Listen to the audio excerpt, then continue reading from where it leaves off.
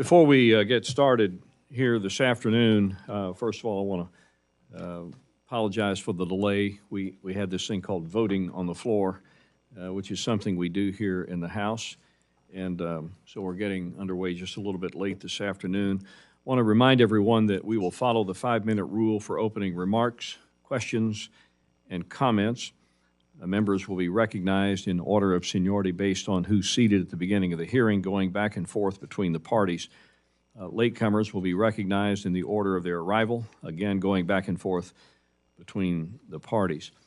As a point of personal privilege, I'd like to welcome our newest member to the subcommittee, a gentleman from North Carolina, Mr. Chuck Edwards. Chuck, welcome to the Subcommittee on Financial Services and General Government. So with that out of the way, let's get started. The Subcommittee on Financial Services and General Government will come to order. Welcome to our first subcommittee hearing on the fiscal 25 President's budget request. Appearing before the subcommittee today are Treasury Secretary Janet Yellen, Office of Management and Budget Director Shalonda Young, and Chairman of the Council of Economic Advisors, Jared Bernstein. I want to thank each of you for taking the time out of your busy schedules to be with us today. This will be an important discussion that should not be taken lightly. We're here today to discuss the Biden administration's fiscal year 2025 budget request and our nation's economic outlook. I'm happy to share that this is the first time in over a decade that this committee has had a panel with a Treasury Secretary, OMB Director, and a Council Chair. Thank you for being here. Going forward, we hope to have you back more frequently. It's important for the American people to have more transparency into the financial direction of the country. It is my opinion that the reckless spending and out-of-control regulatory expansion driven by this administration and Democrats in Congress have pushed us into an economic downturn. Over the course of the Biden administration, we've seen families struggle to put food on the table, gas in their cars, and roofs over their heads. This is not the American way. President Biden has continued to ignore the hardships that these policies and irresponsible spending have unleashed on the American people, further evidenced by his fiscal 25 budget request. This unsustainable trajectory is one of the greatest threats to American prosperity, also to America's security and future generations. Our nation's debt grows every day. However, President Biden refuses to claw back wasteful spending, as seen by the $7.3 trillion price tag on his requested budget. This budget is absent of improvements to mandatory spending. I want to say that again. It is absent of improvements to mandatory spending. That's 73% of our federal spending, and it remains on autopilot. Without implementing common sense structural changes, that percentage will continue to rise, and the discretionary spending that funds our nation's defense, biomedical research, infrastructure, and much more will continue to shrink under the pressure. I would also be remiss if I didn't mention President Biden's regulatory regime, which has continued to harm small businesses, banks, and the taxpayers in Arkansas and across the nation. These burdensome and unnecessary regulations range from the SEC's consolidated audit trail, whereby the SEC exceeds its statutory authority in collecting every American investor's personally identifiable information without their consent or knowledge, to Treasury's mature and unredeemed debt, which remains unclaimed by millions of Americans because of Treasury's unwillingness to turn information over to the states. This includes $214 million in my home state alone. In conclusion, it is obvious that I won't be able to support the level of spending included in the President's budget. Our members are taking a hard look at the spending request line by line and will determine a level of funding that prioritizes putting our fiscal house in order consistent with the Fiscal Responsibility Act. I look forward to your testimony today and working with you on these important issues. And with that said, I'll now recognize my colleague and my dear friend, our ranking member from Maryland, Mr. Steny Hoyer. Thank you very much, Mr. Thank you very much. There it is. Thank you very much, Mr. Chairman. I appreciate your comments. I may not agree with them, but I appreciate them, and I appreciate the way in which we are able to work together, notwithstanding differences, to come to a conclusion on behalf of the country. That this hearing occurs the same week that we finish our fiscal year 2024, we hope, appropriations, some 6 months after the fiscal year started, is a testament to how broken our appropriations process is. I know many of my colleagues on both sides of the aisle, including Chairman Womack, share that view. I'm pleased that we are close to seeing final legislative text on sensible, bipartisan funding deal. It shouldn't have taken this long, however. Had my Republican colleagues honored the deal that 314 members of the House came to last summer, we would have finished these appropriations months ago. We must avoid these same mistakes as we start our work on appropriations in fiscal year 2025. I believe my friend, the chairman, shares my hope that we can pursue that mission in a more collaborative fashion. That includes working with the Biden-Harris administration to ensure that our federal agencies receive the resources they need to enforce the law, build a more resilient economy, and help the American people get ahead. President Biden's budget proposal is a great template for how we can continue investing in America. I must say, Mr. Chairman, as an aside, I'm looking forward with great anticipation to the actions your party proposes with respect to the mandatory spending of which you speak. We'll have some discussions about that, I'm sure. By supporting the policies, including in the Inflation Reduction Act and other historic laws we passed last Congress, the President's budget would help lower Americans' cost. That includes essentials like health care premiums, prescription drugs, energy, insulin, and high-speed internet. As chair of the Regional Leadership Council, I'm eager to hear from Secretary Yellen about the progress we've made to implement those laws in every corner of the country. I also look forward to hearing Director Young's insights on the other ways this budget invests in America and in Americans, whether it's expanding access to child care or ensuring the integrity of our elections. Crucially, the budget accomplishes all of this while also reducing our deficit by $3.2 trillion over the next decade. Now, we can argue back and forth, but there is no doubt that the chairman is correct. We need to address the fiscal crisis confronting our country in terms of our debt, and we need to do that across the aisle. And it will be tough, but we need to do it. I'm a big believer in fiscal responsibility, as are many of my friends across the aisle. Fiscal responsibility, however, means looking not only at spending, but also at revenue. That ought to include providing much-needed funding to the IRS to enforce existing tax laws. I was not pleased this year at the figure that we've come because IRS, under both parties, by the way, has been underfunded. While the Inflation Reduction Act's funding for the IRS has greatly improved the agency's taxpayer services, we must do more through the appropriations process to support its enforcement efforts. Every dollar we give to the IRS to collect legally owed taxes, not increase in taxes, legally owed taxes from high earners yields $12 in return. So that every $1 we cut from enforcement, one could extrapolate, costs us $12 in collections. If we're serious about reducing the deficit, we cannot afford to ignore revenue owed under laws already on the books. This is another strong budget, but I'm disappointed that for the first time it doesn't maintain pay parity for military and civilian federal employees. I've expressed that disappointment to my dear friend, the budget OMB director. Instead, it includes a 2% cost of living adjustment for federal civilian workers and a 4.5% COLA for members of the military. Now, let me explain what that means. You have a military guy, maybe he's a sergeant, three-striper, four-striper. He's sitting, he's running a machine. You have a civilian sitting right next to him, running the same machine, doing the same thing with the same responsibility, and getting a disparate pay, both living in the Washington, D.C. area. I hope our guests can shed some light on that discrepancy and on what we can do to resolve it. I know Secretary Yellen, Director Young, and Chair Bernstein are here to discuss fiscal year 25 appropriations. Many of us, however, would also like to hear their perspective on one of the most pressing issues facing our Congress today, and that is securing supplemental aid for our Ukrainian and Israeli friends. I've spoken 3 days in a row on money for Ukraine. We're going to go for a 2-week vacation. We call it a district work period, and we all work. So it's not a vacation at all. The young men and women on the front lines in Ukraine are going to have no 2 weeks off. The young people flying their planes, which are not many, are going to have no time off. The people backing them up are going to have no time off. We need to pass Ukraine supplemental now.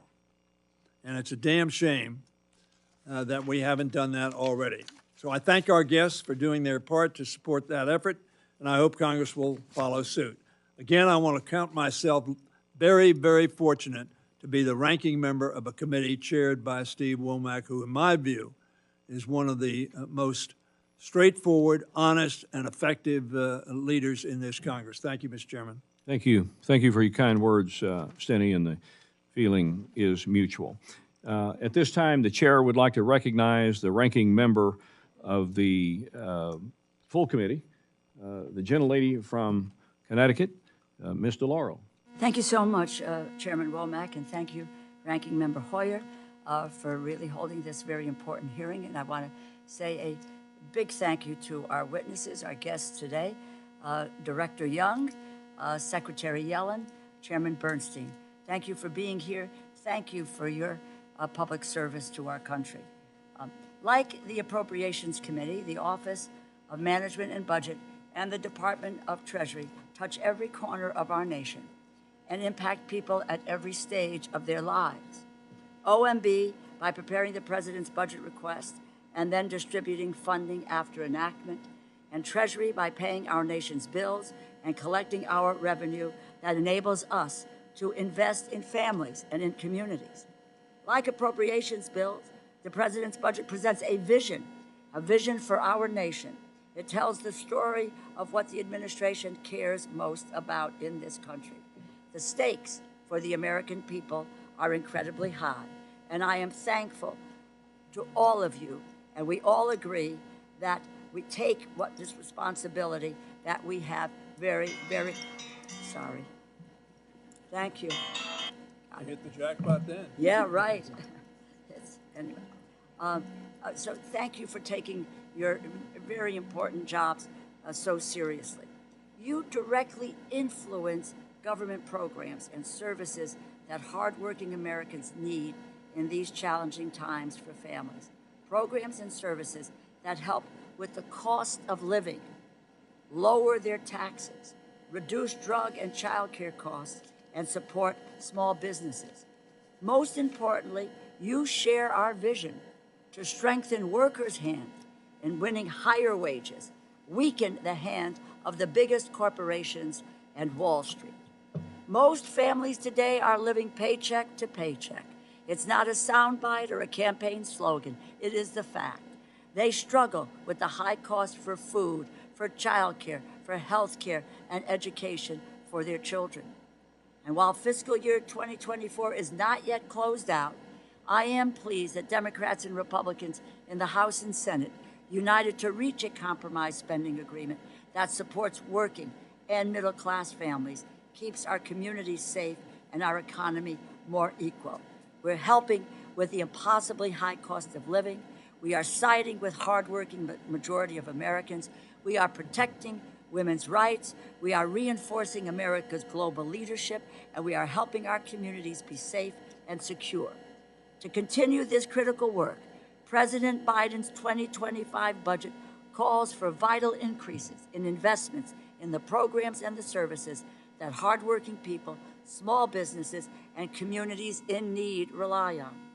The President said during the State of the Union, and I quote, "The way to make the tax code fair is to make big corporations and the very wealthy begin to pay their share," end quote.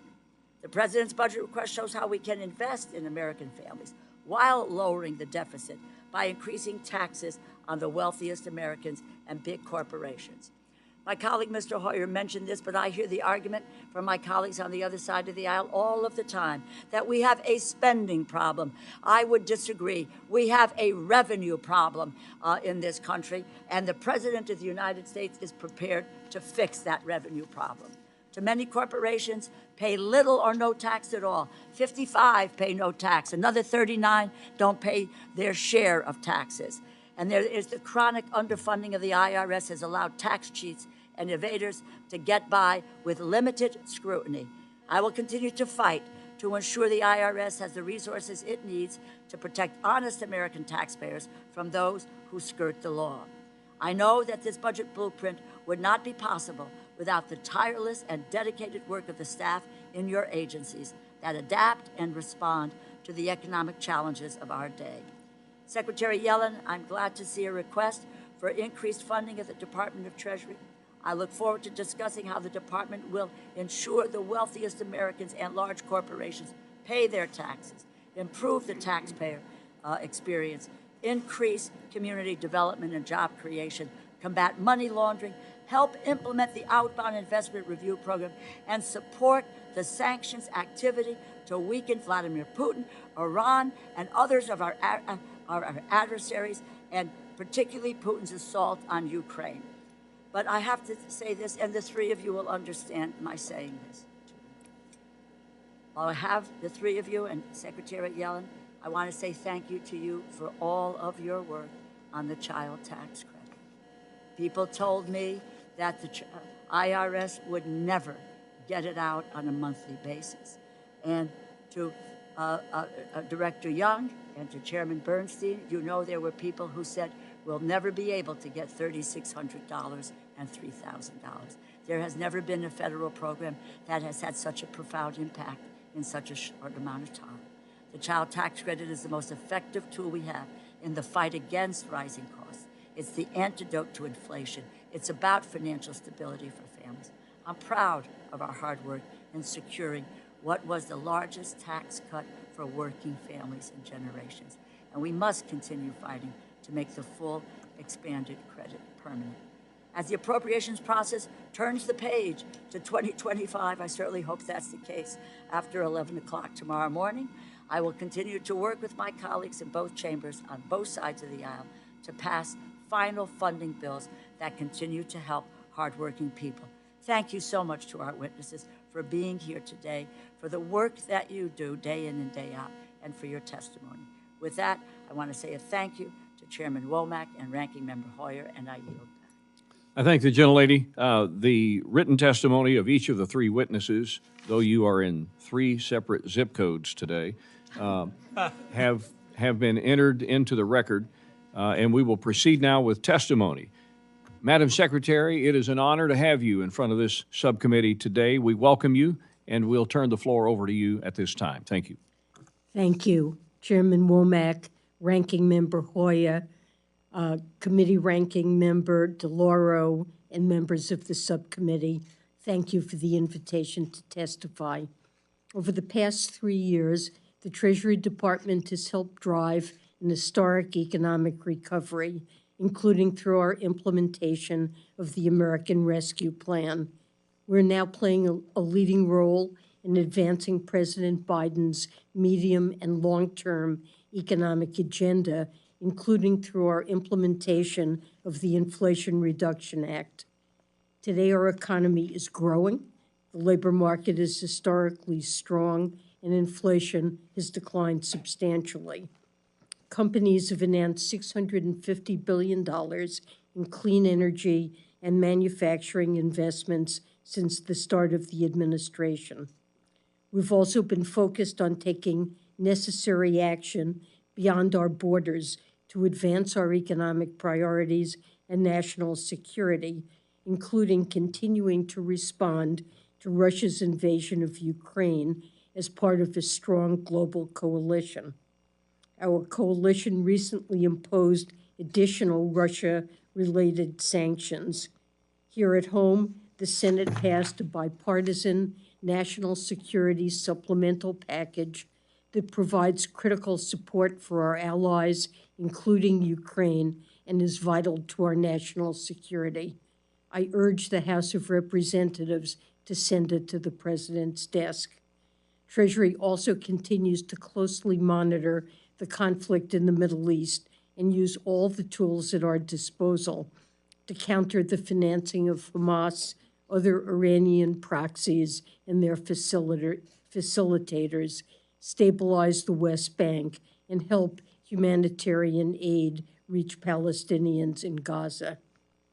Securing funding for fiscal year 2024 is crucial to achieving these and other priorities, including to support a fair tax system, promote access to capital in disadvantaged communities, and combat terrorism and financial crimes. Let me now briefly highlight several key requests included in the President's fiscal year 2025 budget. First, the budget requests $12.3 billion in discretionary resources for the IRS.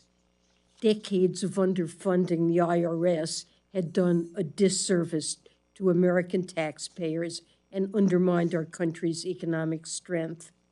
Now, funding from the IRA and discretionary appropriations have driven unprecedented improvements in customer service, technology, and enforcement to ensure that wealthy taxpayers pay their fair share and help reduce the deficit. We need to continue IRA investments and maintain base funding to sustain this momentum. The budget also requests $325 million for the Community Development Financial Institutions Fund, which is key to our efforts to increase fairness and grow our economy through support for historically underserved and low-income communities. Second, the budget requests funds to allow Treasury to address emerging threats, such as $312 million for Treasury's departmental offices, including to support promoting investment security in sensitive technologies and the stability of the financial system.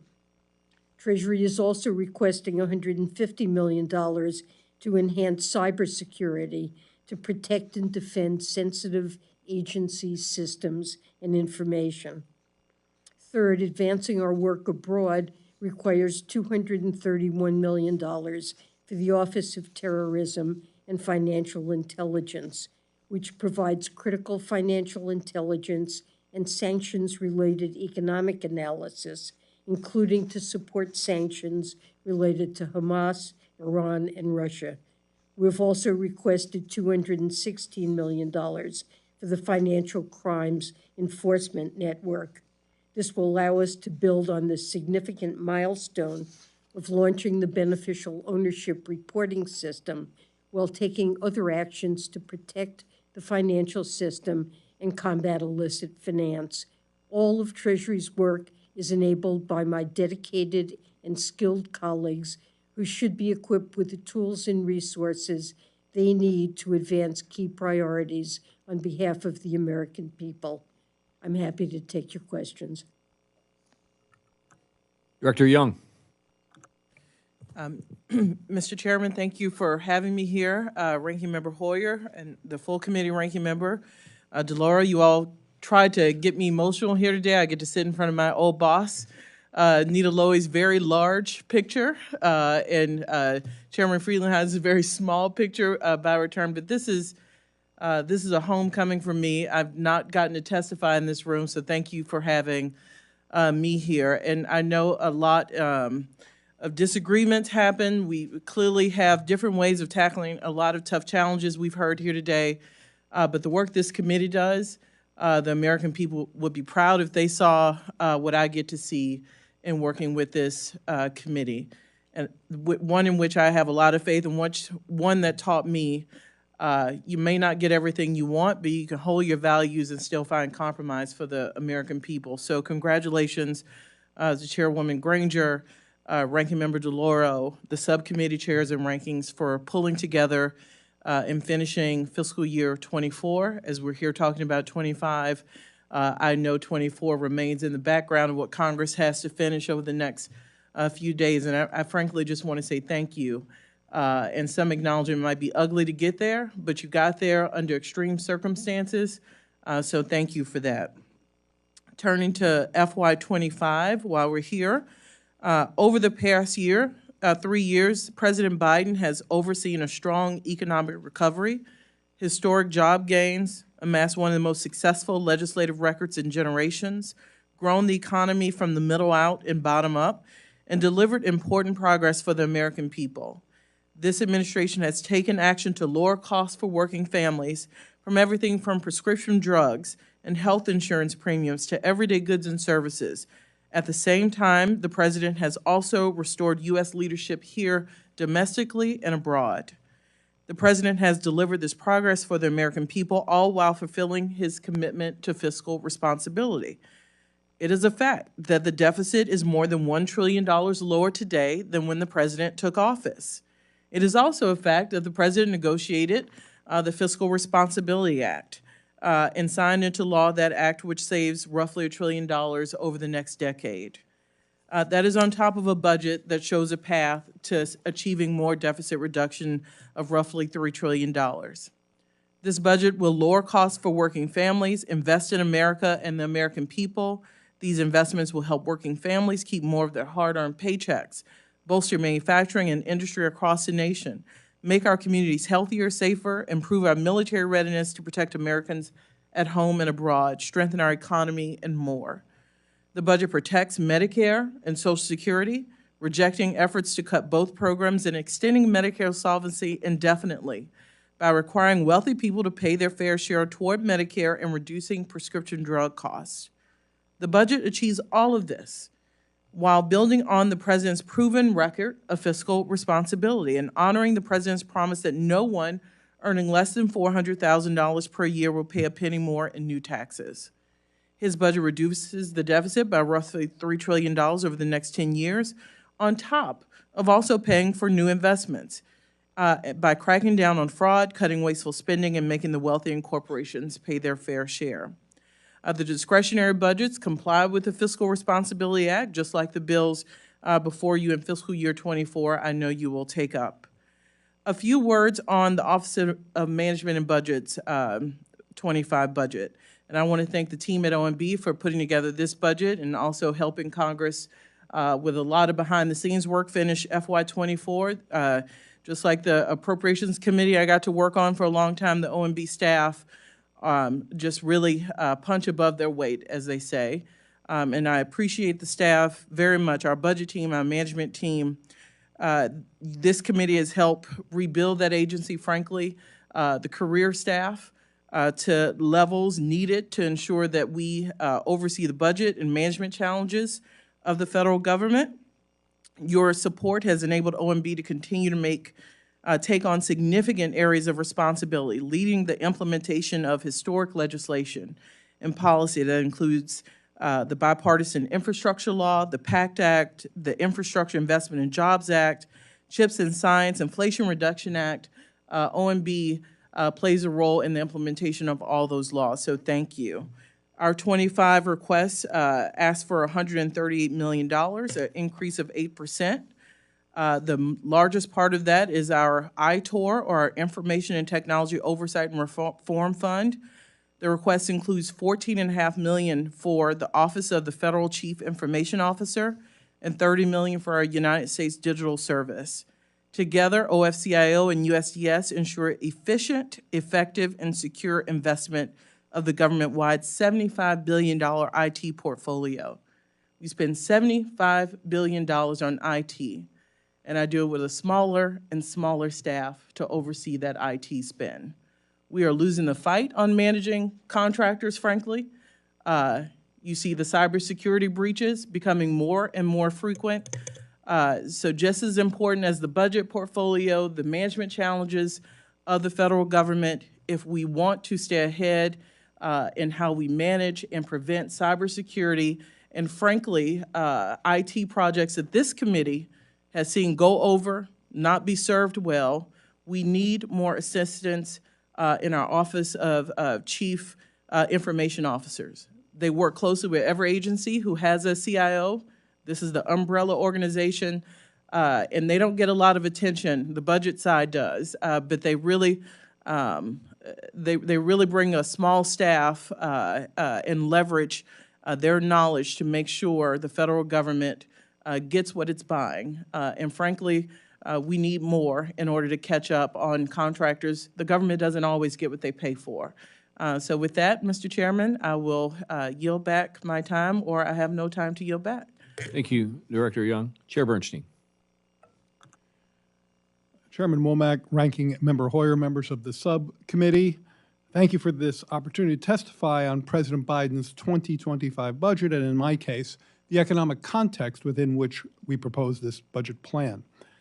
I'd like to start by noting that the President's budget, which includes the Biden-Harris administration's 10-year economic forecast, is the culmination of the work of hundreds of smart, dedicated people, both in the executive office of the President and across the agencies, all of whom have put in long hours to produce this document. I offer them all my deep thanks. As noted, the budget must implement the Biden-Harris vision within the existing and expected future economic context. It is that context I'll briefly discuss this afternoon. In his State of the Union speech, the President took us through some remarkable aspects of the current economic expansion, reminding us how far we've come since he took office. The quick passage of the American Rescue Plan got shots in arms and checks in pockets, along the way standing up a highly effective vaccine distribution program where none had previously existed. This accomplishment proved to be essential to reopening our economy and helping families and businesses get to the other side of the crisis. The ARP prevented mass evictions and business losses, supported state budgets, reduced child poverty, and ensured that the job market got quickly back to full employment. Importantly, the U.S. job market did not just quickly get back to full employment, it has stayed there. The unemployment rate has stayed below 4% for 25 months, over 2 years. You'd have to go back more than 50 years to see a comparable stretch of such low joblessness. The average black unemployment rate last year was the lowest annual rate on record. Labor force participation for prime-age women, 25 to 54-year-olds, is also near its historic high with data back to the late 1940s. As CEA shows in our newly released economic report of the President, this persistently tight labor market has delivered strong inflation-adjusted wage gains that have grown faster for low and middle than for higher wage workers. A key reason for these real wage gains is that consumer inflation has come down by almost 2/3 off of its peak, from 9.1% to 3.2%. That is, we've maintained historically tight labor markets while achieving significant disinflation. Many economists told us this couldn't be done, that to get this much disinflation, we'd need to give up many points of unemployment and growth. President Biden never believed that we could only achieve lower inflation on the backs of working Americans, and he was right to hold that line. Virtually every forecast we've seen, including our own, has inflation continuing to ease throughout the rest of this year and next year. The economic forecast in the budget results from joint work by the three agencies represented before you here today. Our forecasting team faces a unique challenge in that we must finalize our forecast well before we release it, in this case in early November 2023. This can sometimes render our near-term predictions stale relative to more up-to-date market forecasts. However, the new forecast looks good in this regard, as our near-term optimism about transitioning to steady, stable growth was broadly warranted. On a Q4 basis, we expected real GDP to grow 2.6% last year, when the actual growth rate was 3.1%, meaning the expansion was even stronger than we expected. This is above-trend growth, which means it is helping to generate the ongoing strength of job creation, along with real wage and income gains. On inflation, things also turned out a bit better than we expected. We thought that the CPI would be up 3.4% last year, but it actually came in at 3.2%, down sharply from north of 7% in 2022. On 2023 unemployment and interest rates, we came in very close to the actual results. Over the longer term, our forecast is largely unchanged from earlier budgets, with terminal growth and unemployment rates of 2.2% and 3.8% respectively. As we show and discuss in our budget release, Our terminal growth rate is higher than some other forecasters because we include pro-growth effects of our policies, including investments in human and physical capital, along with affordable child care, which research shows has the potential to significantly increase caregivers' labor supply. With that, I look forward to your questions and yield back my 12 seconds. Thank you, Mr. Chairman. We're going to go straight to Q&A. Let me remind our panel that we're going to be called for votes probably within an hour or so, sometime between 4 and 4:30. It is likely that we'll only get a single round in if we're all kind of brief. I don't think it's practical to break for votes and then force our witnesses to stay here and complicate the dinner hour. So we'll just go through one round, and so be as brief as you can. And while the subject is the FY25 budget, my question is going to be to you, Director Young. You referenced our good friend Nita Lowy up here above my right shoulder. 6 years ago, she and I co-chaired, as you well know, the Joint Select Committee on Budget Process Reform. And given what my friend Steny Hoyer said in his opening remarks about the condition we're in right now, the fact is we're in the 6th month of the fiscal year, and we still have not completed, hopefully will tomorrow, the fiscal 24 budget appropriations measures. That said, it is my strong belief that some of the recommendations brought about by the Joint Select Committee should be acted on by Congress. They have not. Among those, biennial budgeting with annual reconciliation and continued oversight. Is that a way out of this mess that we are in right now that continues to send a message to the American people that we can't even do our basic responsibility, and that's pass budgets on time, deliver appropriations on time, and give the agency certainty? To be quick, this is not a quick issue, we clearly have an inherent process problem. Process, in my view, makes good results. This budget's 30 days late. The last budget's 6 months late. We need to figure out a way to get out of that do loop. And I'm all for finding solutions. What I do worry about, I think there is inherent value to Congress looking at a part of the budget every year. We've all heard a lot of complaints about not looking at programs that are entitlement and mandatory. Well, we still get a shot. It is ugly. We got to find a way to make it easier. But I would hate to lose the one process where everybody is forced. I mean forced. And it's so ugly, if you're not forced to do it, you wouldn't do it, in my view. And you're talking to the old staff director here. I would hate to see anything get in the way of that annual process. But I do think, Mr. Chairman, as you pointed out, there are ways to get that process on time. Sitting in this seat now, I will tell you, managing a federal government in 3-month and 2-month and 2-week intervals is no way to do business, and none of you would choose to do it that way, and it is clearly inefficient. We have a complex world, Department of Defense, and we can't tell them what's going to happen Saturday or Sunday. There's something wrong with that. So I'm with you. I'm happy to sit down and look for solutions. We lovingly call that committee the JASBAPper. I do think there are some pieces in there we should look for. I know fiscal year changes ideas. You're right, we got to do something, but I also have a intense belief that there is something about this annual process and having both parties do the hard work where you literally still sit down across from each other and fight about each of these line items. There's something really special about that, and it doesn't happen many other places in government anymore. Thank you. Mr. Hoyer.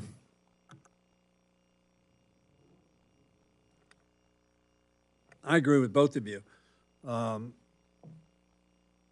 As majority leader, I tried to get the appropriation bills done, frankly, marked up in May, to the floor in June, to the Senate in July, and reconciled in September. That's the way it ought to work. Fairly simple. We're all adults, we're bright, we're able people. We ought to be able to do that. But frankly, everybody thinks if they keep waiting, they'll get their way. And the Senate doesn't like to consider appropriation bills because it takes them too long.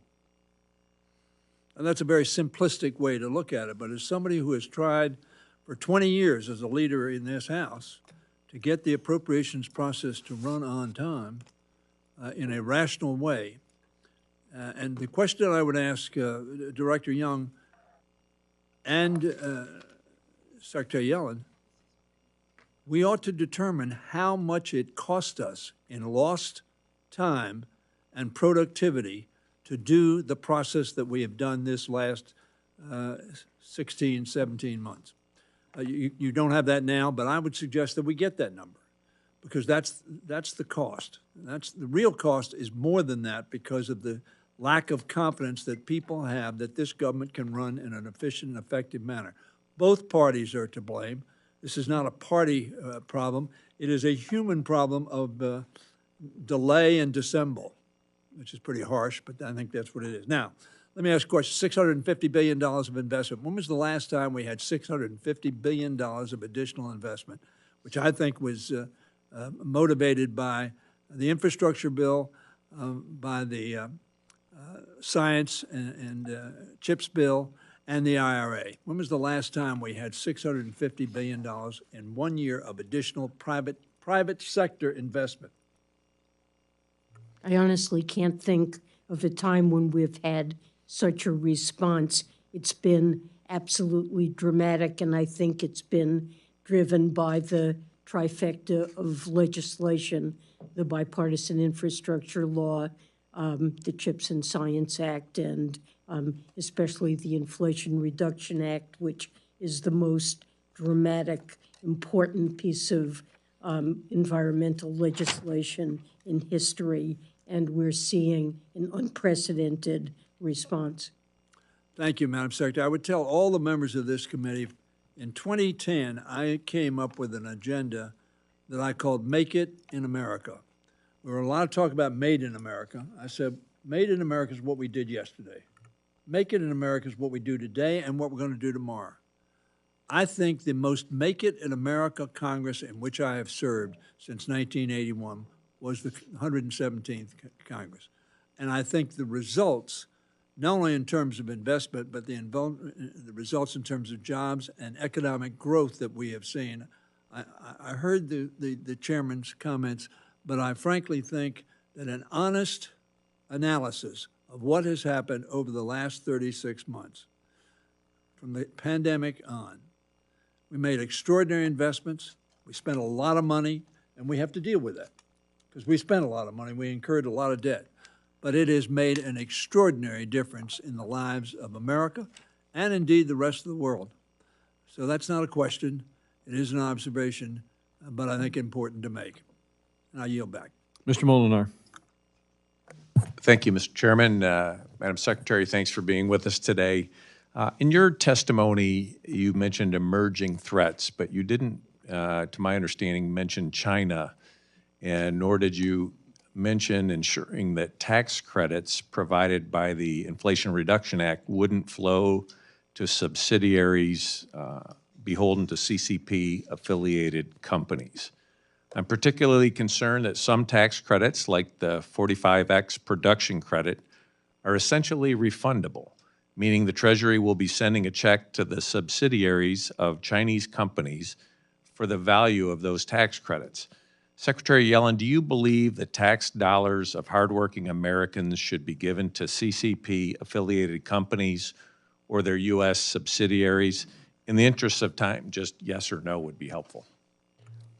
Well, really, it is our job at Treasury to implement the law that has been passed by Congress, and we're doing our best to do that.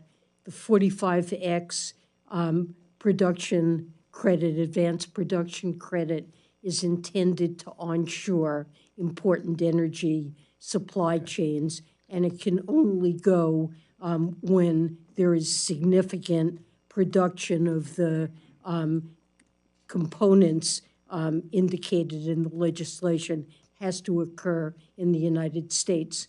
But the legislation does not preclude Chinese companies. Okay. In the case of the Clean Vehicle Credit 30D, there is a foreign entity of concern restriction that comes into effect this year and next. You can't qualify for that credit if there are minerals extraction or processing or battery components that are from a foreign country of concern like China. But for the advanced manufacturing credit, that isn't true. Okay, well, thank you, because that is one of my concerns of, these investments by Chinese-based companies and their subsidiaries. We're furthering our dependence on China. And it doesn't sound like there are any current restrictions under current law that would prevent a subsidiary of a Chinese company that receives IRA tax credits from sending those payments back to China. Is there any prohibition on that? Well, they would help to defray the cost of production in the United States.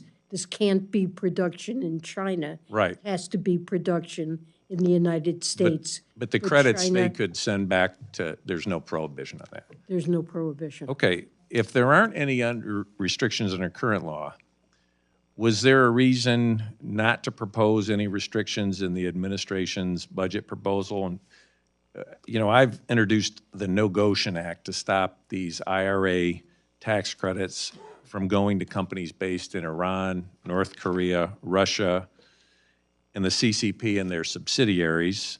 Do you support that legislation? Well, I don't want to, we haven't discussed that, and I don't want to I would need to study that and get back to you with I do think the legislation intended to shore up U.S. supply chains, to reduce our dependence on countries like China in areas like clean energy. That is an important reason for it, and I would think about it with that goal in mind. Okay. Well, under Chinese law, a U.S. company that wants to send income back to the U.S. must obtain pre-approval for that transfer from Chinese tax authorities. Do you support incorporating similar pre-approval requirements or any other restrictions on Chinese firms sending IRA tax credit dollars back to China? Well, I'm not going to take a position on that. Our general stance when it comes to foreign investment in the United States is we want to make sure that there are no national security concerns. We have a CFIUS process when it involves not greenfield investment, but buying out an American company or merging with it. And we would look at national security concerns. But in general, we welcome foreign investment in the United States. China does invest in the United States.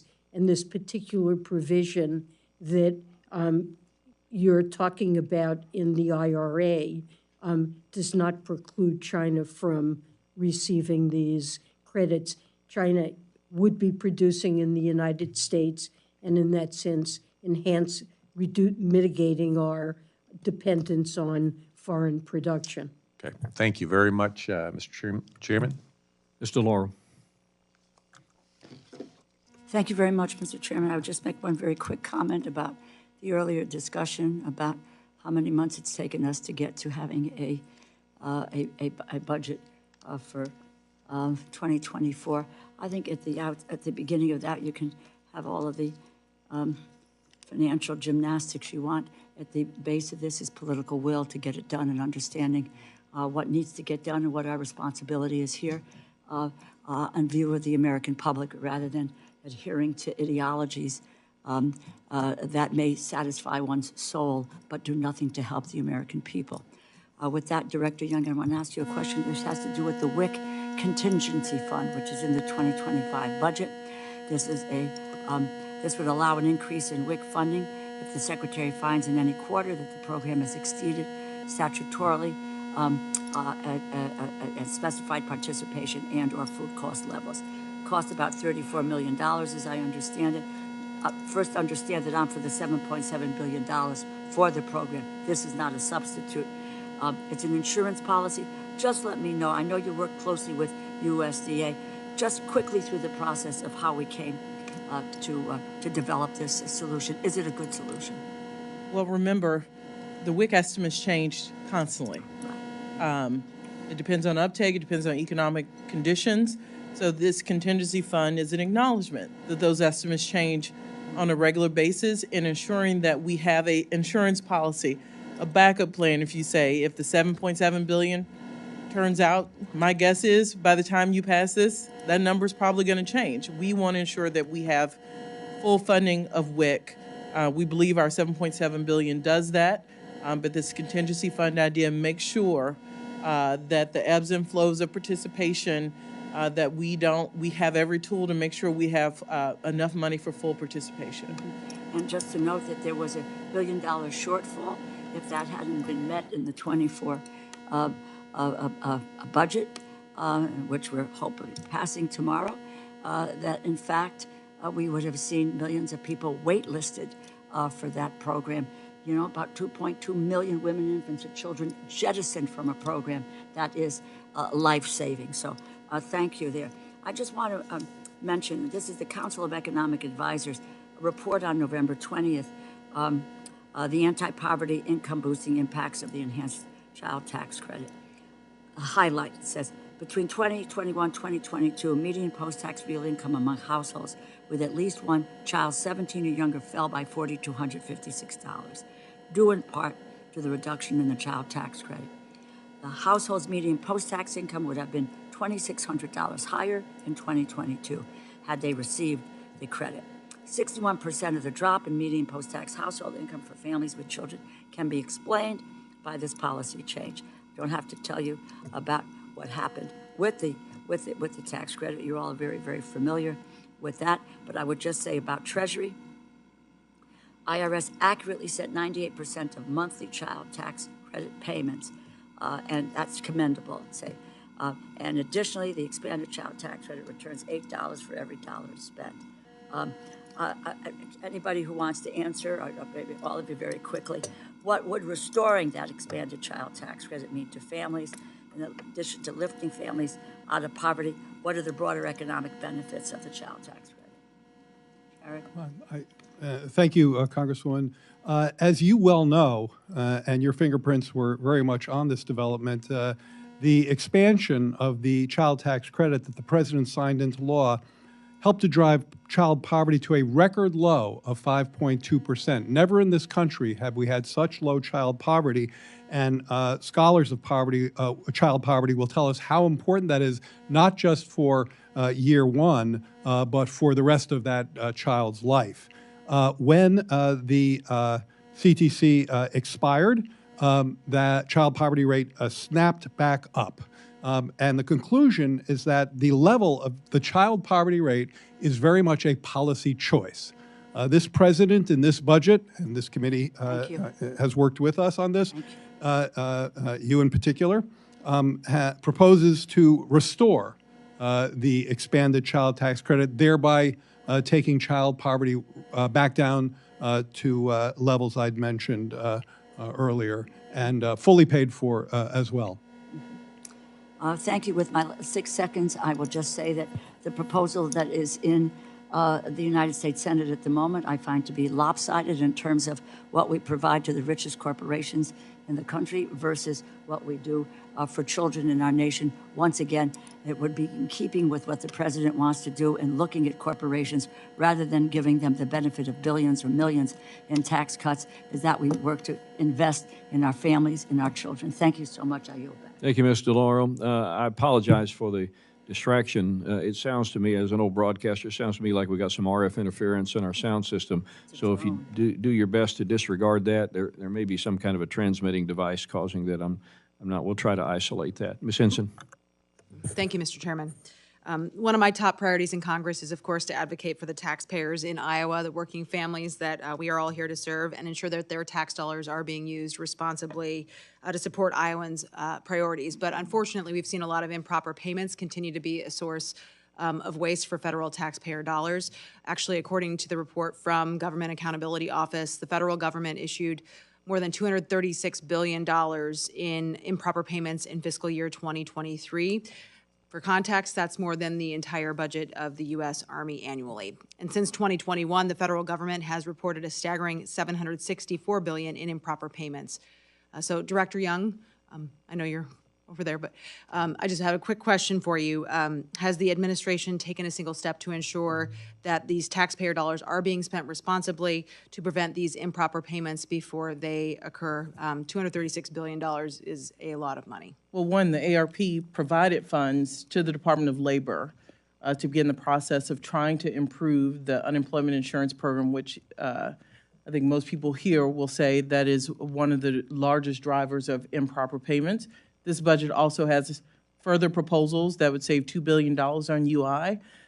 So we welcome, and we are starting to see some movement in some of the oversight agencies on moving on the budget proposal. It was in last year's budget as well to do something about some of the higher improper payment programs of the federal government. Are you looking at using technology like AI to help track these things before they actually happen? I think that would be ultimately the best outcome here is if we can stop them before they go out so we don't have to worry about trying to claw them back. Well, that's one. You heard me earlier talking about the need to make sure the federal government stays ahead on technology.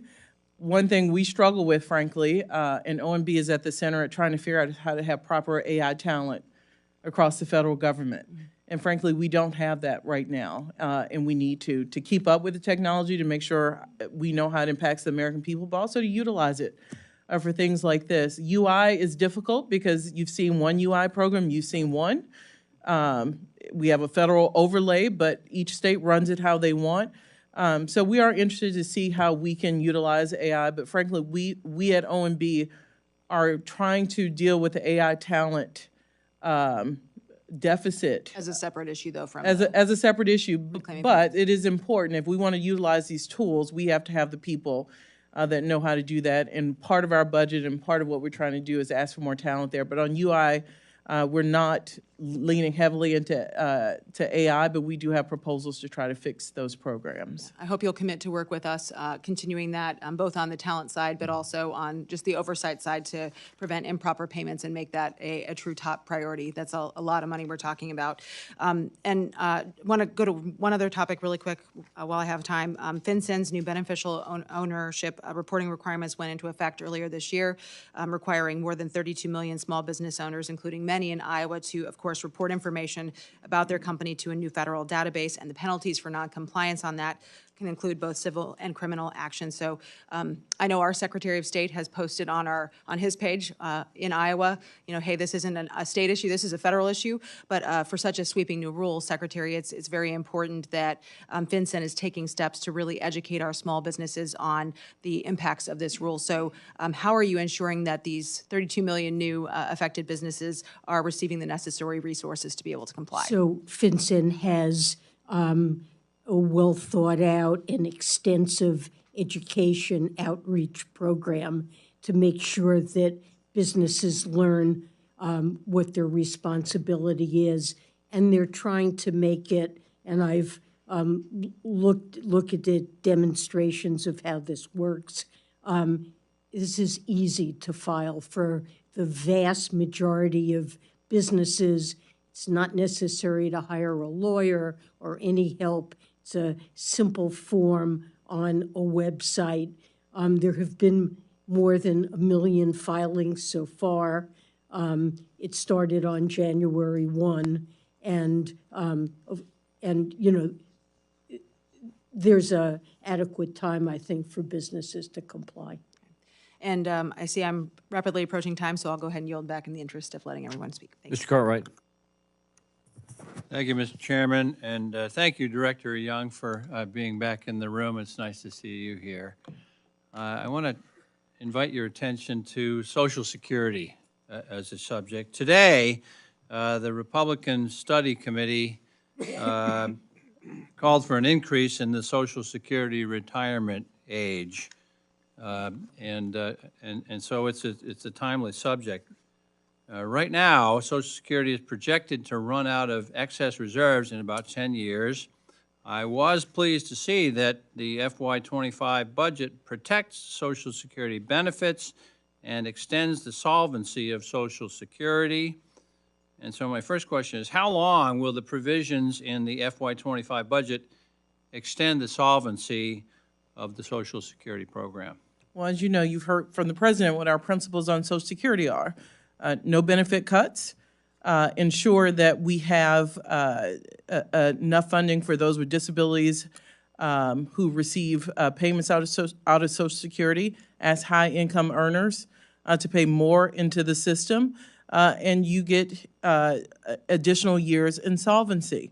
We also point out something in direct control of this committee, which is Social Security Administration, who has been underfunded, and as beneficiaries go up and there are more people to serve, we are seeing a decline in resources at a time when Social Security Administration needs more. That is why this president's asking for a 9% increase to fund the Social Security Administration. I just find it astonishing that today of all days, when you're here to talk about the FY25 budget, that the Republican Study Committee, the largest Republican caucus here in the House, comes out and calls for an increase in the Social Security retirement age. You know, that's one thing for people that have desk jobs, right? But for people that are lifting and digging and climbing and carrying, to expect them to work into their senior years doing these jobs, it's not just wrong, it's a betrayal. Because these are people who paid into the system, the FICA system, their whole work lives with an expectation that they would be taken care of in their senior years. And I'm glad to hear that you're not endorsing that. Let me ask you this. What more needs to be done to protect Social Security through the end of the century? Well, you heard the president's plan. It is to ask those in the top 1 or 2% to pay more to deal with insolvency. The first thing we often go to are benefit cuts. Raising the age is a benefit cut. You worked all your life and the goalpost keeps moving. That is a benefit cut.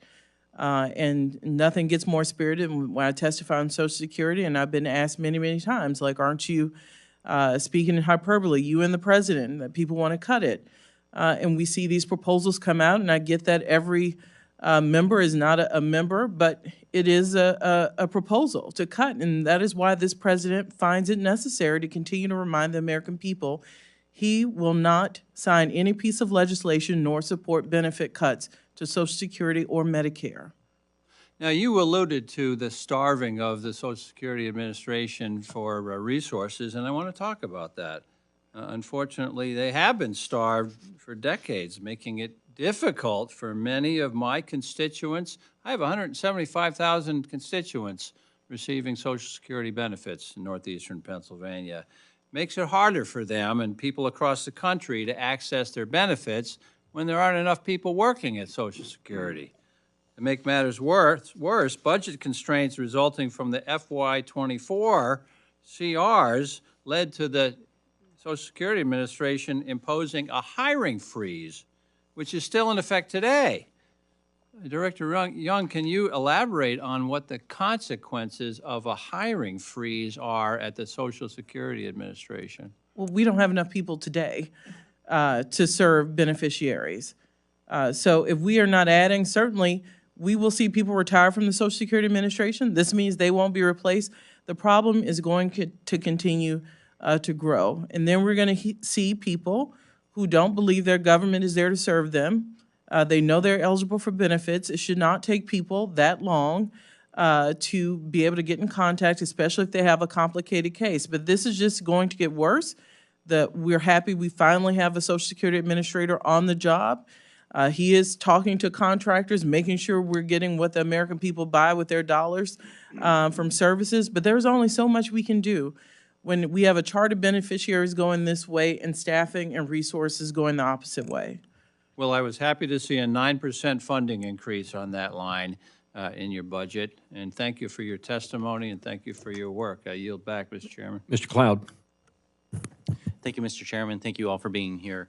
It is so true that Americans right now are living paycheck to paycheck, working to make things, make ends meet, and so much of that is due to the inflation that Americans have seen, in large part due to our massive spending. I hope Americans are listening to this hearing, because when we hear from our friends across the side of the aisle that we don't have a spending problem. That is just a notion that's beyond any sort of reality, because the fact is that we've had record revenues over the last several years up till very recently. And spending, no matter how much we're bringing in, continues to be a problem. And so we've got to address our spending issues and get things under control. One of the things that I was concerned about is there's a request for continued funding and expansion of the IRS to go after American taxpayers. Meanwhile, the IRS at the same time announced earlier this year that it's setting a goal for employees to be in the office just 50% of the time in May. So we're being asked to employ more federal workforce, and this is true across all the agencies. Anyone who does caseworks knows that anything from passports to VA benefits to farm help to helping people with Social Security benefits, that the timeline to get cases solved has massively expanded while the federal workforce continues to go, quote, to teleworking. And so the productivity is going down, but we're being asked to solve that by adding more people instead of finding ways to bring higher productivity. So I would encourage us to find ways to get people back to work. We're expecting the people who are funding the salaries of the IRS taxpayers to get people to work. And so I would recommend that we do that. You had a thought? Well, you know, we're making sure that IRS, as well as all bureaus and Treasury departmental offices, meet the standards that have been set for the federal government, which is at least 50% time for everyone in the office. And many employees have to be there absolutely every day. And this applies absolutely to IRS employees in many parts of the IRS. To the veterans that I'm working to try to get cases solved for them, 50% isn't enough to show up at work. Well, and literally speaking, one of the facilities was a literal work warehouse where the VA records are stored and have not been digitized. We funded them, I think it was to the tune of $60 million to digitize those records. They didn't do it because of COVID protocols. We tried to put in non-teleworking. You cannot telework when you have to literally walk through the aisles and look through file cabinets. And we couldn't even get teleprovisions passed by our friends on the left who opposed that provision. We've got to get people back to work so that we can solve these problems for the American people. I wanted to talk to you about a little bigger of an issue, and that is the strength of the U.S. dollar. You know, it's essentially important to the safety and security, freedom of the world, to have America have a strong influence. We've seen challenges against the U.S. dollar, a lot of it connected to our spending. I mean, as you know, we used to have a gold dollar, now we have a petrodollar that was based on, you know, an agreement really with Saudi Arabia to trade oil and gas using the American dollar. Very recently we've seen, and there's conflicting reports, but at a minimum, Saudi Arabia is considering joining BRICS, which has been built for the fundamental purpose of challenging the U.S. dollar. And I'm curious about your take on that. You know, this administration has an attack on the oil and gas industry in spite of that, and how that plays into monetary policy I'm very concerned about. But then also this administration and President Biden, when he was vice president, said, and this is a quote, "We are trying to create a multipolar world." In other words, we're trying to create a world where the United States is not the preeminent force. Now, most taxpayers would say that we should share the goal, regardless of where we are on the aisle, of United States remaining a premier influence in the world. So I would ask you, as you're addressing spending policy and these kind of things, do you share that goal of bringing the United States down a notch and us not being the premier influence in the world? I do not share the goal of bringing the U.S. down a notch. I think it's essential that the U.S. Shows strong leadership throughout the global economy and leadership on the full range of challenges the world faces. I strongly believe the U.S. dollar needs to remain the world's primary reserve currency. And I see few challenges, real challenges to the U.S. dollar. It may be that there are BRICS countries that would love not to be dependent on the dollar, but none of those countries seem willing to accept any of those currencies as an alternative for doing business. And there's a very good reason for that. The U.S. is a well-managed country from a macro perspective. Inflation has for decades been low and stable. We have the deepest and most liquid capital markets in the world, and a rule of law and institutions that support the dollar's use as a reserve currency. Now, it is helpful when we want to impose sanctions on other countries. The dollar's role enables us to do that, because by using our sanctions tools to prevent malign actors from running transactions through the financial system. I understand that, but I think, there's I a think we desire. would be, if we have a lot of strengths, but if we're not wary of the fact that historically speaking, when a currency collapses, it happens overnight, we've got to shore up our fiscal. Need to move on. Mr. Pocan. Thank you, Mr. Chairman, and thanks to our witnesses. I'm going to yield 10 seconds to Mr. Hoyer, if it's all right, Mr. Chairman. 10 seconds. I just want to say to the gentleman's comment on confidence in the international markets, if we don't pass Ukraine funding forthwith, we're going to lose a lot of confidence in international markets and with our allies and our foes alike. Great, thank you. Secretary Yellen, a question for you. The bonus tax credits that were created in the Inflation Reduction Act for clean energy projects require paying prevailing wages and utilizing registered apprentices, which are the most important labor standards in the IRA. I believe it's important that Treasury's final rule upholds congressional intent. As co-chair of the Congressional Labor Caucus, I sent a letter yesterday with over 100 of my colleagues outlining several key revisions to the proposed rule that we are urging Treasury to adopt, including treating project labor agreements as evidence of compliance and establishing a front-end monitoring system for employers that intend to claim the bonus credit for their clean energy projects. Our collective concern is that low-road contractors in the construction industry already try to evade federal prevailing wage laws and provide fly-by-night training to their workforce. Secretary Yellen, what steps is Treasury taking to set up robust enforcement of these labor standards to ensure projects pay prevailing wages and utilize registered apprentices? And will those steps include our suggestions around PLAs and front-end monitoring? Well, let me say that we're working with the Department of Labor closely to respond on this issue and to provide some clarity and certainty on the requirements.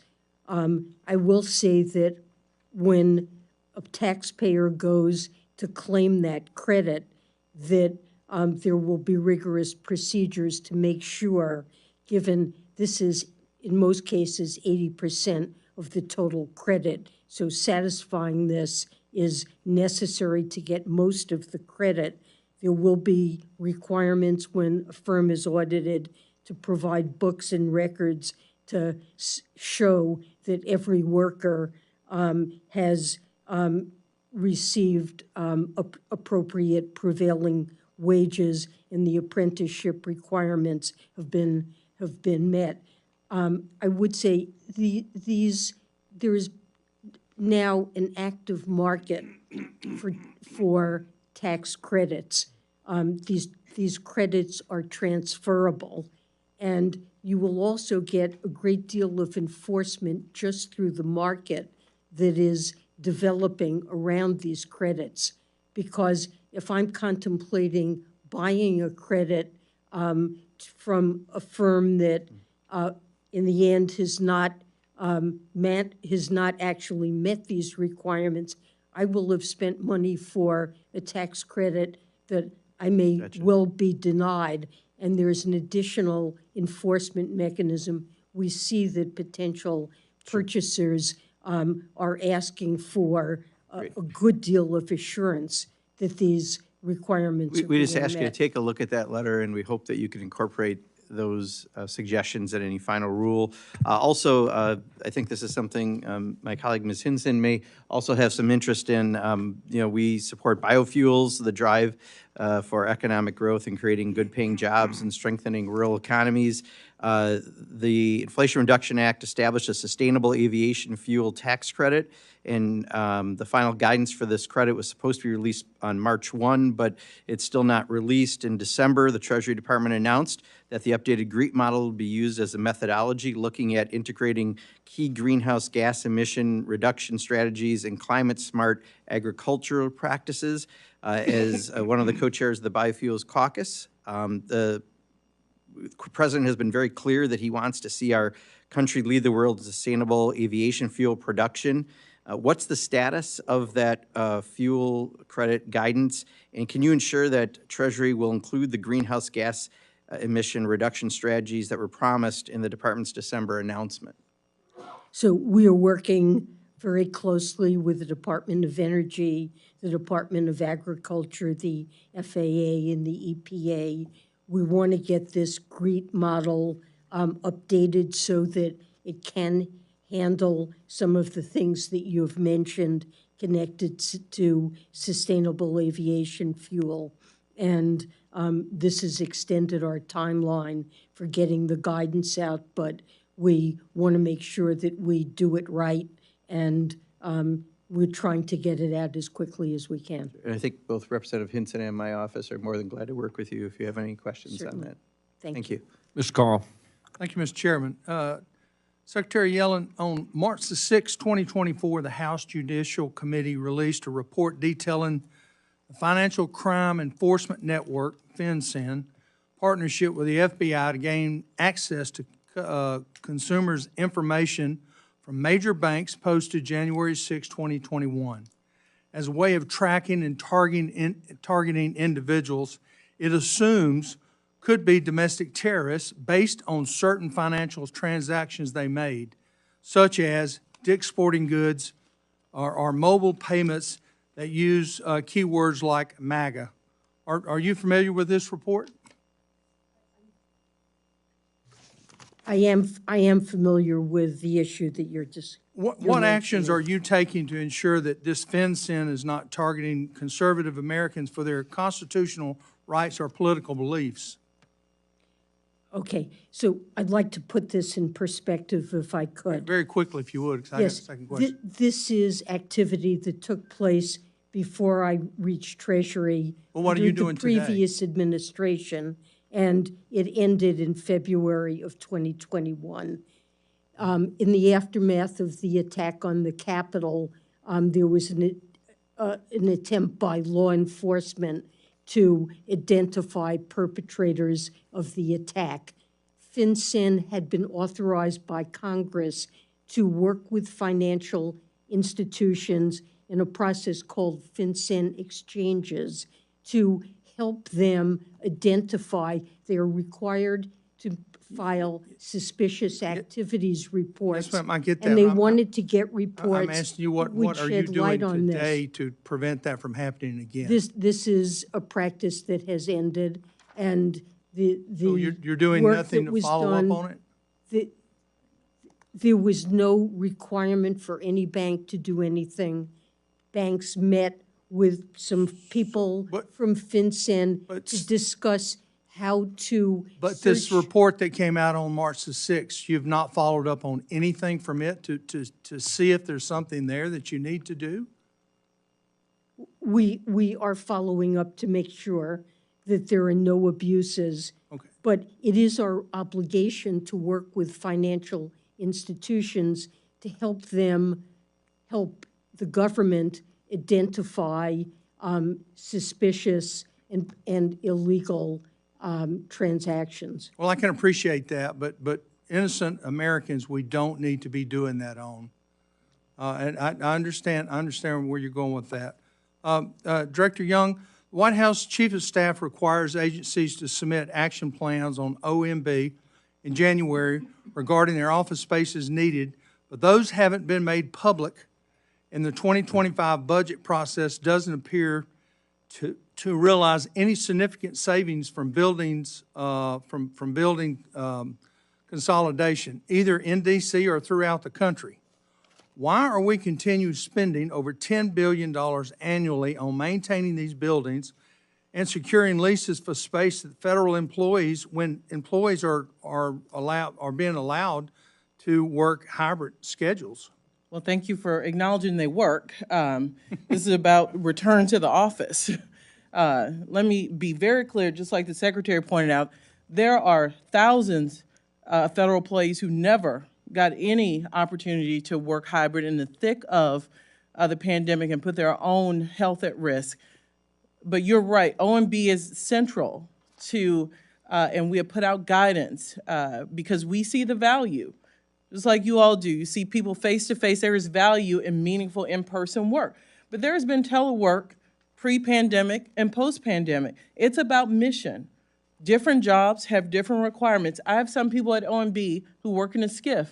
They've never gotten a chance to take advantage. So this is about mission.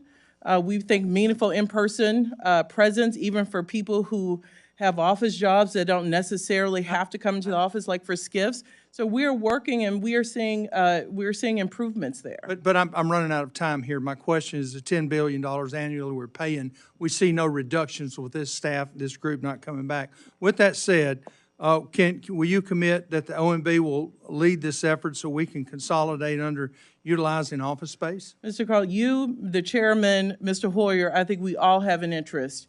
And I've talked to the chairman a lot about this, and she's doing something about space utilization, which frankly was a problem when I worked on this subcommittee more than 10 years ago. And we need the tools to make sure GSA can consolidate and manage as the manager of the federal portfolio. There are lots of challenges here pre-pandemic that remain, and I'm committed to working with you and anyone else who's interested. Thank you. Because we need the tools to fix it. Mr. Bishop. Thank you very much, Mr. Chairman. I have two questions, one for Director Young and one for Secretary Yellen. The first is for Director Young. Medical debt and increasing healthcare costs are a real problem in the country, especially its disparate impact on minority communities. For Americans with annual income in the $50,000 to $100,000 range, Black and Hispanic families have the highest rates of medical debt. And there are products in the market now that seek to help consumers pay for unexpected medical expenses that are not covered by their ACA-qualified health plan. And I'm concerned about a regulation that is currently under review at OMB that you and I have spoken about before. In particular, I'm referring to the changes that will be imposed on the fixed indemnity insurance market under a tri-agency proposed rule that was issued last summer. Overall, if the rule were finalized as it is, it would do more harm than good for millions of Americans. There's universal agreement that consumers should be protected from sham insurance products, and they should not be misled into believing that they're purchasing ACA-compliant plans. However, there are existing mechanisms that address these concerns without eliminating valuable financial protection that's available today through the supplemental or the fixed indemnity coverage. In fact, the FTC just recently announced a $100 million enforcement action against a company that was selling sham health insurance products. And this is sort of proof positive that the administration has existing enforcement tools to protect consumers.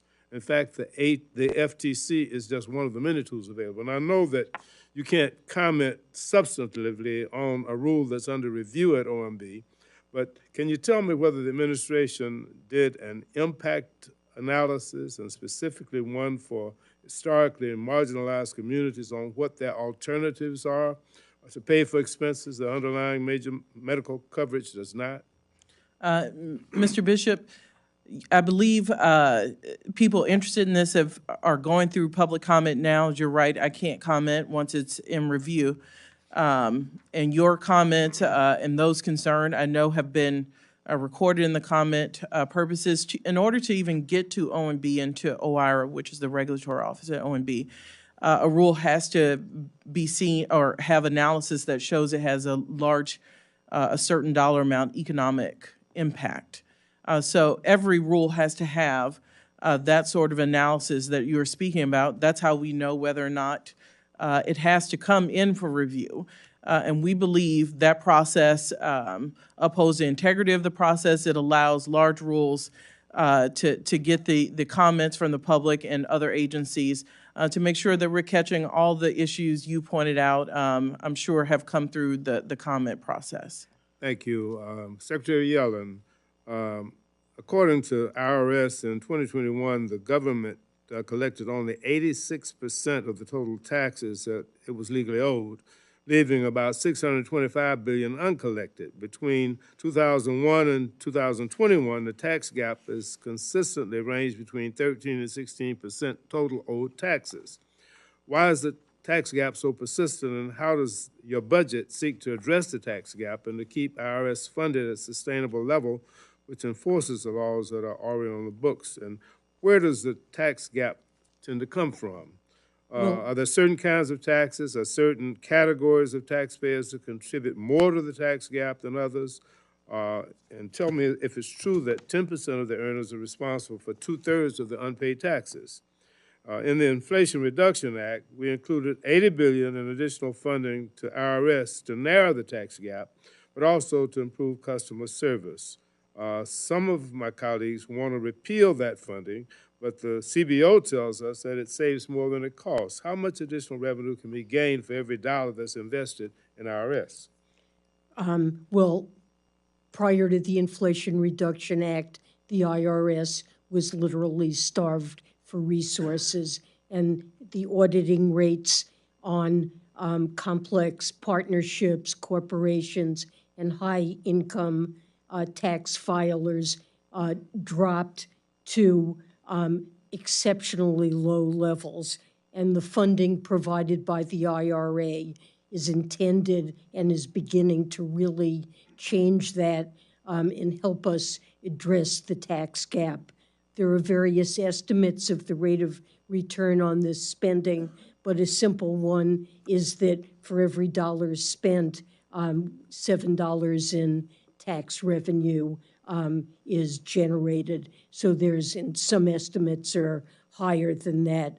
Where does it come from? Well, individuals who have simple tax returns, who get almost all of their income through W-2s, that income is reported to the IRS, and when the IRS has reporting, the fraction that is reported on tax returns comes close to 100%.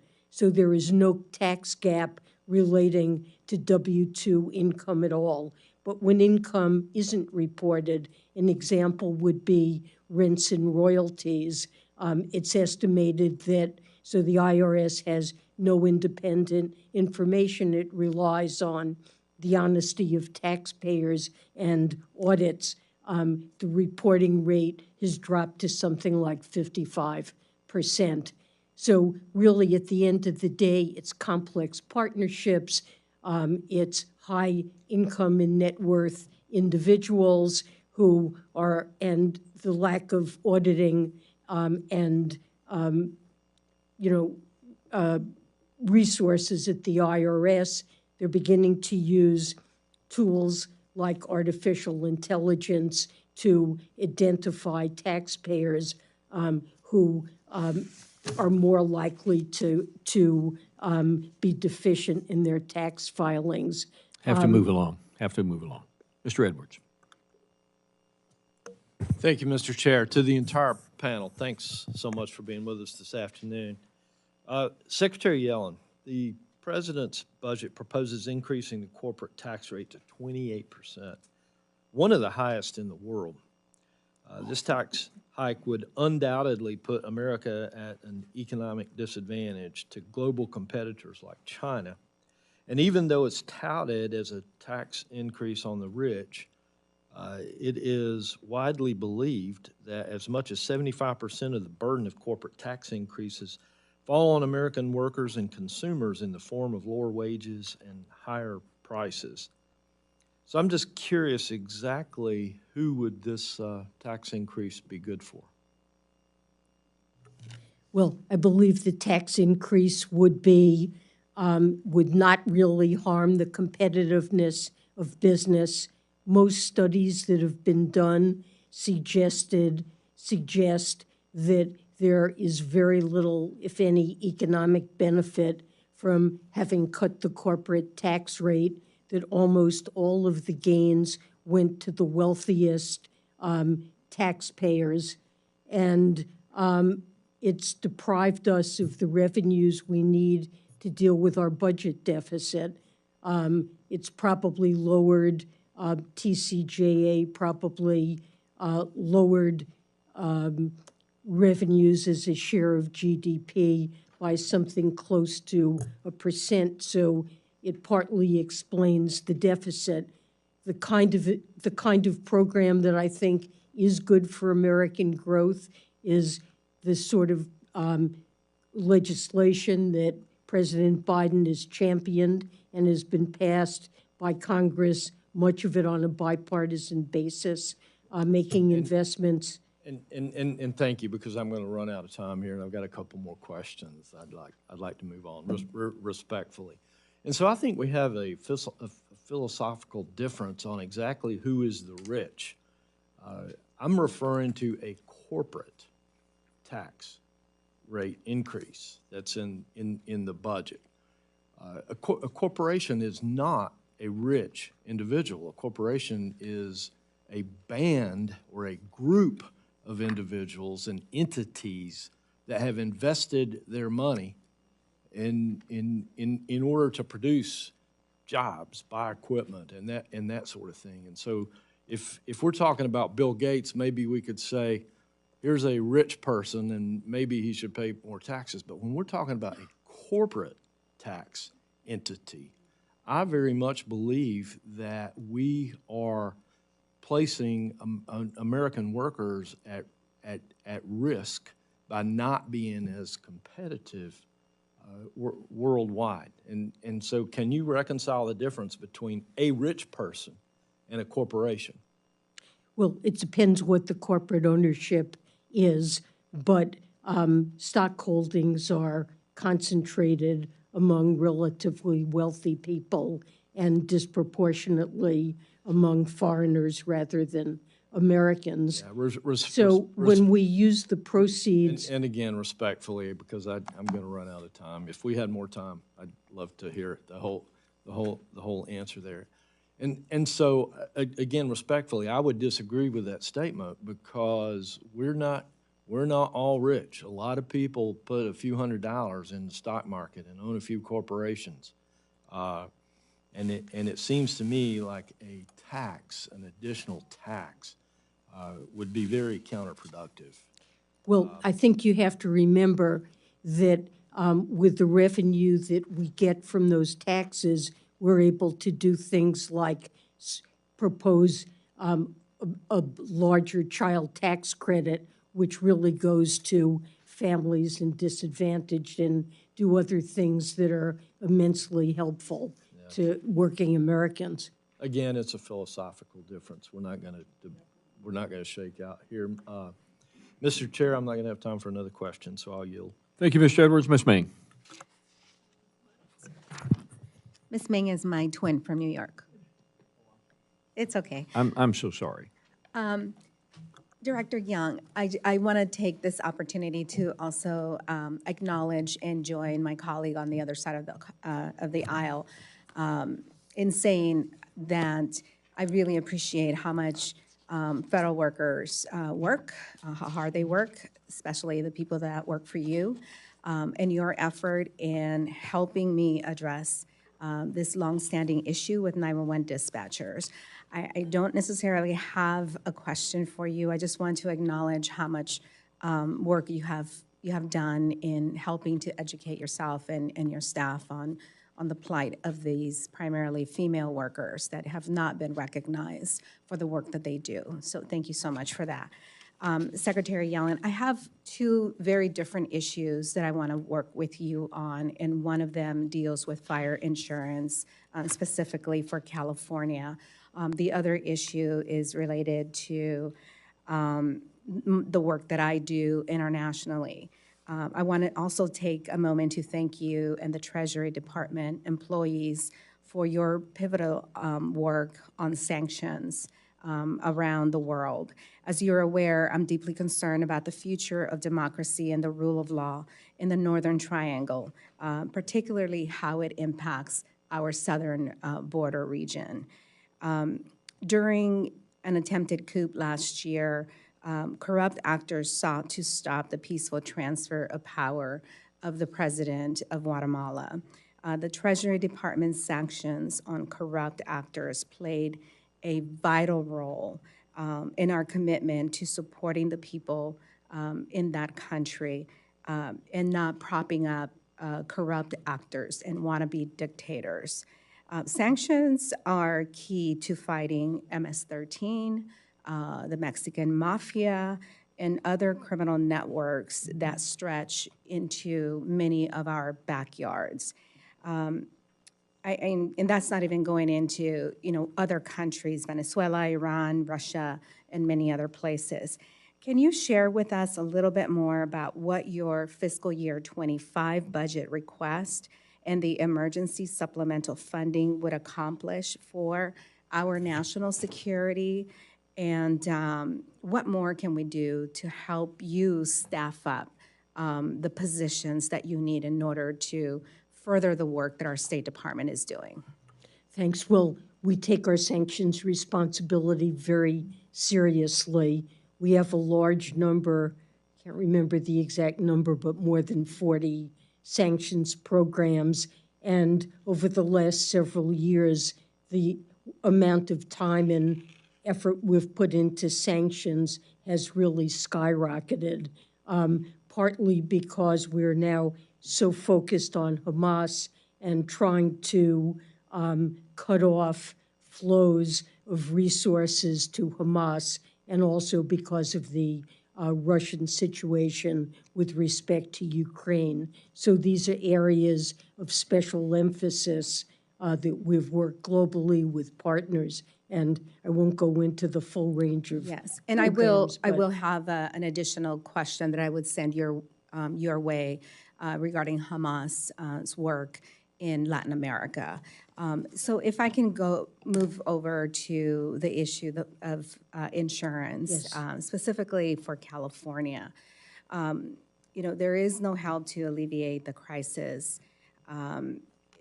My constituents have seen their fire insurance balloon from $1,800 to almost $6,000 per year. This is not sustainable. Non-renewals of home and fire insurance policies climbed from 11% in 2018 to 13% in 2021. Most of the top insurance in the state have either stopped writing or restricted new policies. How can the federal insurance office work with states like California, Florida, and other states to help find solutions to the cost of insurance? We're very concerned about this for exactly the reasons you've given. The Federal Insurance Office has now agreed to collaborate with the National Association of Insurance Commissioners to undertake a very detailed collection effort to understand exactly what is happening to the availability and cost of insurance against environmental hazards across the country. Almost all of the states are participating in this.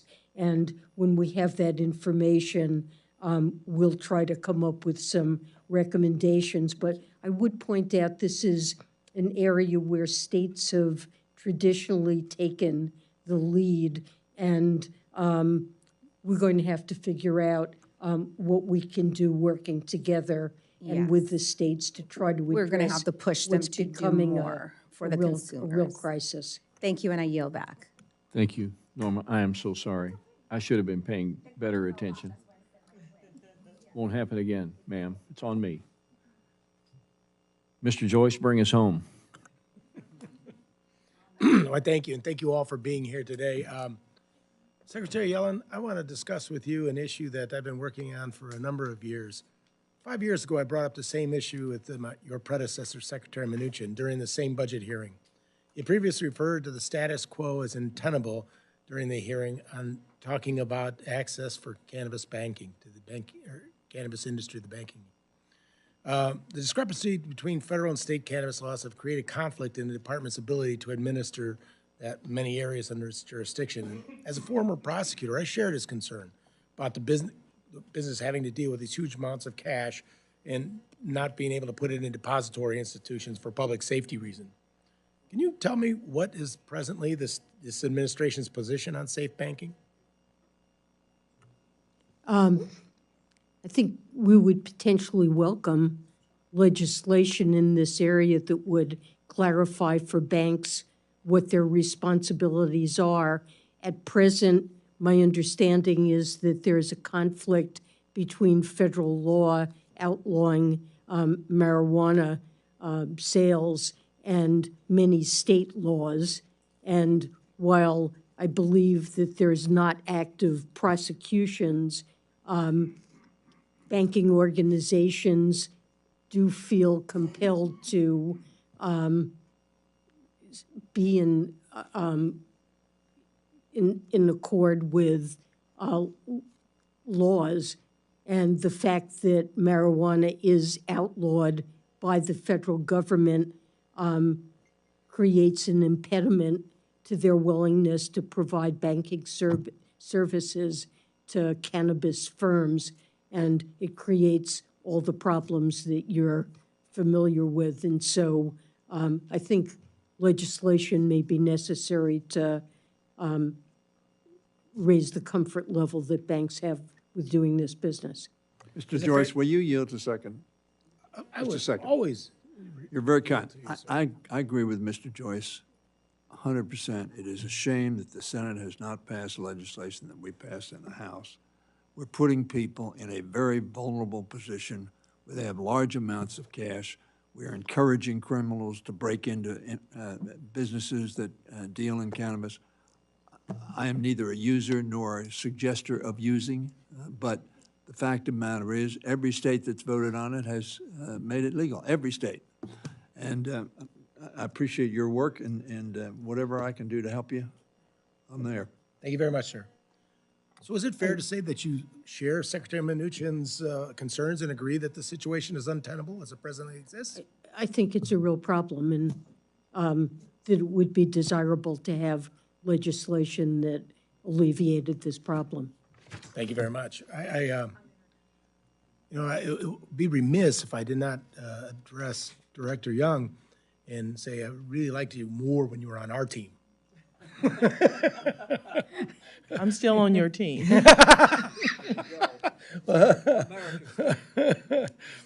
One of my other top priorities here is addressing the opioid crisis and the problems that we've had with fentanyl. And as chairman of the Homeland Security Appropriations Committee, the southern border obviously is a grave concern for all of us regarding fentanyl. Director Young, how does the president's FY25 budget request address the fentanyl crisis and seek to change this reality? And is there some type of whole-of-government approach that this administration is working to pursue? Mr. Joyce, I got this question from a Democrat this morning in House Budget, from you here. It's one of the places that gets lost in rhetoric of the year on border. When I was here, this is one of the places where there's agreement, and I hope we can find a way to enact the parts of the president's supplemental, certainly that do deal with fentanyl. And this budget repeats those asks, $1.2 billion for DHS to stop fentanyl from entering the country. You know the NIA equipment, everyone says it works.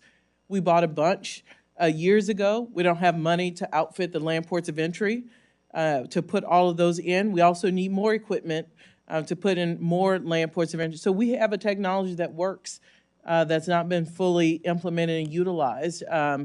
And we'd love to work with anybody to help get that done. With all due respect, something that killed this many kids in our country, and not just kids, adults as well, we should declare war on. I yield back. Thank you. Great hearing. To our panelists, thank you so much. Madam Secretary, always an honor to have you here. Director Young, same to you. Chairman Bernstein, thanks again for your work as well and for being here today. I want to remind members, if you have questions to submit for the record, please do so within 7 days. In closing, again, let me thank everyone for being here and we look forward to working with all of you as we continue the FY25 FSGG appropriations process. With that, this hearing stands adjourned.